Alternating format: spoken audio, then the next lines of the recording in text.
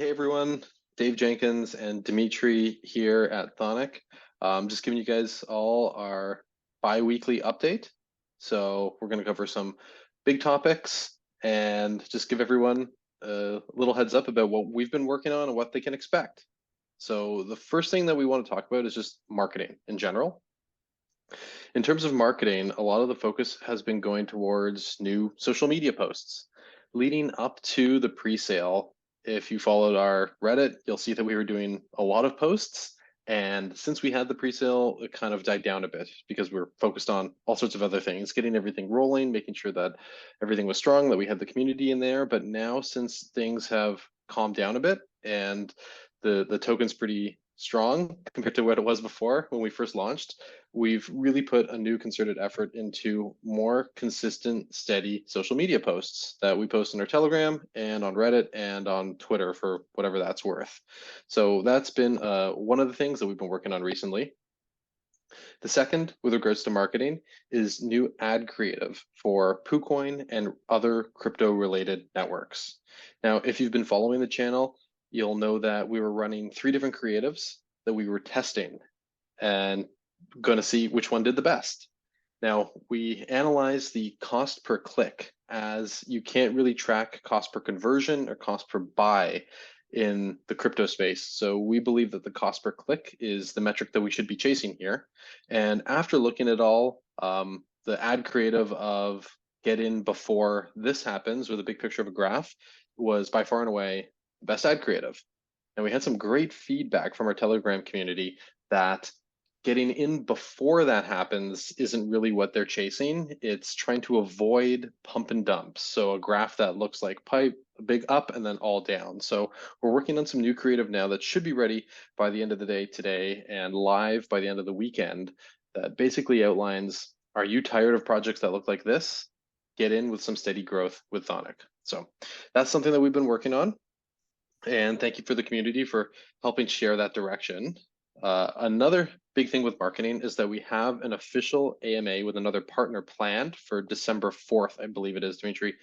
We'll be letting everybody know through email, through the Telegram, where you can join. But the bottom line here is that this community is a small, 800-900 people, but strong, full of real investors with real money who are looking for solid projects. And there's just a good fit between them and Thonic, and we're looking forward to that. So that is on the books. And lastly, in the marketing camp is the website. So we love our design of our website. I think it looks really cool, but understandably, a lot of it is focused on the pre-sale, and that is done and dusted. We're not talking about the pre-sale anymore. We're talking about the platform, the token, and we're really focusing on changing that, of having dedicated sites about just the token on its own, dedicated area about what the platform does and how it does, and just working on a new look. So yeah, a lot of time. It takes a lot of time to build and design and to write and to put it all together. So that's something else that we've been making a big focus on. And I think that is it for all the marketing updates. Right. So I'm going to talk about the token a little bit.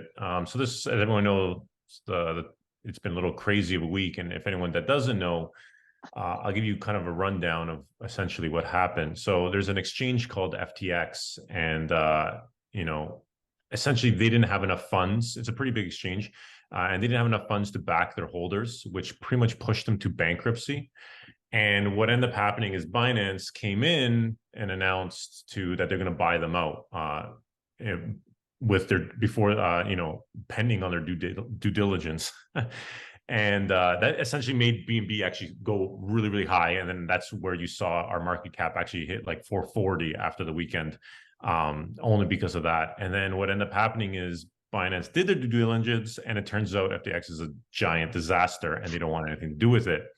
So that essentially made Binance and everything essentially crash, including a lot of the tokens that FTX carries and holds.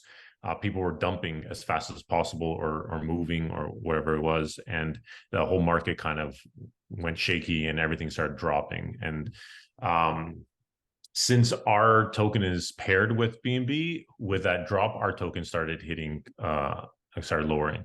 The good news is there's no major selling going on with our token. There are a few people bailed, which is fine. But overall, after this whole shaky week, our token's more or less the exact spot it was like 7 days ago. And in retrospect, when you buy and hold a token for a year or 2 years, 1 week is nothing in all that. So us being set back a week, I think, is actually pretty good. I'm an owner of many tokens, and a lot of them got pounded from all this. And Thonic actually prevailed, I think, the best out of all the tokens, at least I own. And from the community, it sounded like everyone had very similar experiences, that Thonic is the one that didn't get hit as hard as the rest. So the idea of us finding long-term holders, avoiding pump and dump systems and all that type of stuff is definitely has a benefit for even when things that are out of our control, like BNB crashing. Um, you know, just to give you some insight, actually, about some of our holders. So there's a lot of people from our seminars that I've been hosting for the last month and a half now, and a lot of them are new investors. They've never invested before. They're new to investment. Never mind crypto, just investing, some of them.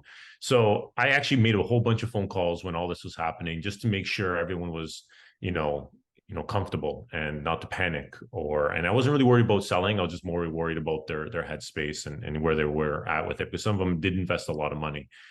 The good news is most people were like, I'm not even looking at the chart. Like, this is a long-term hold. Why would I look at a chart daily? Which is just music to my ears. I love that some of them were just like, what's going on? And it's like, don't worry about it. It's all good. Some people, which was even more surprising, it actually proves that the seminars and the education and all that stuff is working, because the first thing they said to me was like, well, this is when I should buy more. Right. And that's actually a sign of a smart investor. When all this was happening, if you were one of the people that were selling, not to be, frank about it, but that actually is a sign of someone that's not a good investor. When things start going down, that's actually when you're supposed to start buying. That's when, the smart investors come out and be like, this is the opportunity. This is when you could make real money. So the fact that a bunch of the people that I talked to were all like, oh, maybe I should buy more, right? This is the fact that it's down a little bit. This is the best time to do it. And, I'm just really happy that all these people actually, paid attention to my seminars and actually learned something. So that's just kind of a side note of everything that happened.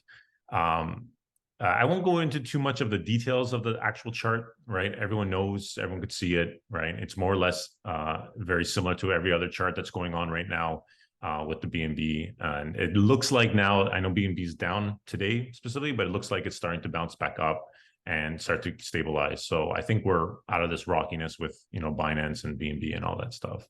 One other topic I want to bring up. So a while back, I mentioned about splitting wallets, about the security and the safety, and I want to know how many people were actually like breaking up their tokens across multiple wallets and the benefits behind it. And just to give you a rundown, some of the benefits is, if one of your wallets gets compromised, you're not losing everything, which is a huge one.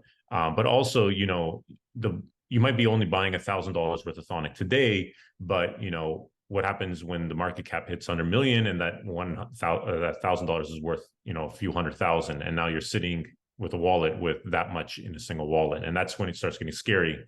And, this is why people urge people to break things up. So I got a bunch of messages on Telegram about asking for assistance to splitting it up, and if there's a way to do it without having to pay the tax.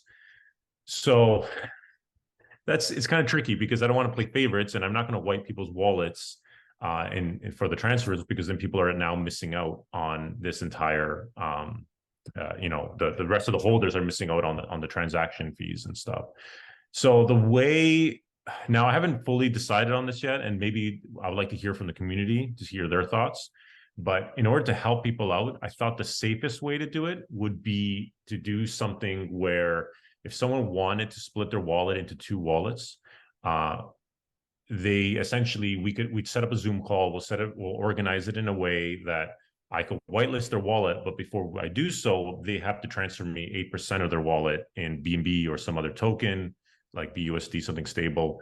That's the kind of like escrow, me just holding on to it while they do their transactions. And then what I end up doing is transferring back to them, not the full 8%. Essentially just a portion of it, like to say 3%, which is essentially the liquidity and the company wallet. And then the other 5% that is remaining, we do a buyback and burn with it. So essentially what I'm saying is this allows someone to transfer tokens without losing a full 8%. They're losing a lot less. And the 5% is actually going back to benefit the entire community, including themselves, since their tokens will have more value after the buyback and burn. Now, I haven't fully settled on this way of doing it. There's a lot of due diligence involved and a lot of manual process. So I don't know how many people I would actually want to do this for.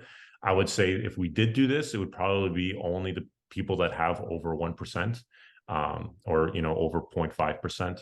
I think that's where we would start.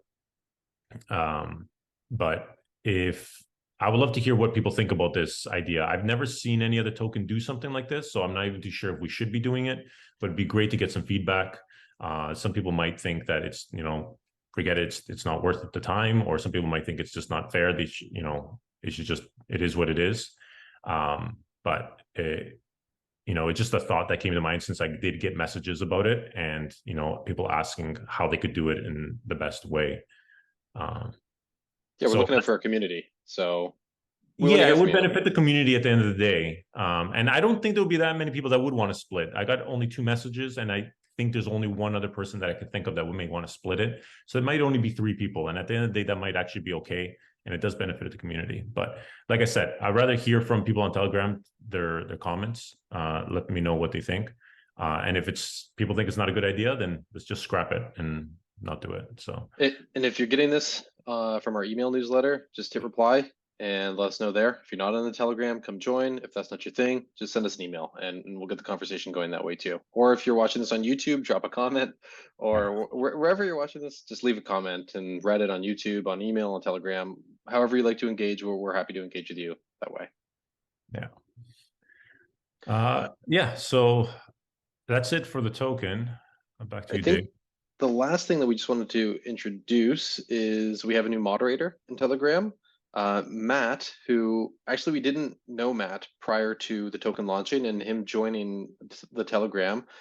He found out about us through one of our marketing channels, liked the project, liked the community, reached out, we got to know him, and seemed like a good fit and a win-win. So if you've seen Matt in the Telegram channel, he has the moderator tag on him.